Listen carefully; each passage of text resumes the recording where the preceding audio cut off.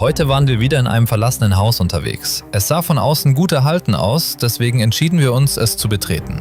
Wir wussten nicht, was uns dort erwartet. Als wir das erste Gebäude betraten, sahen wir, dass es komplett leer stand. Also betraten wir das Hauptgebäude, wo noch ein paar Dinge zu sehen waren, es aber auch sehr leer war.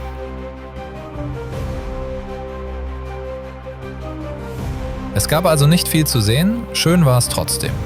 Im nächsten Video gehen wir in eine Höhle. Wenn ihr das nicht verpassen wollt, folgt uns doch gerne. Bis zum nächsten Video, jeden Samstag.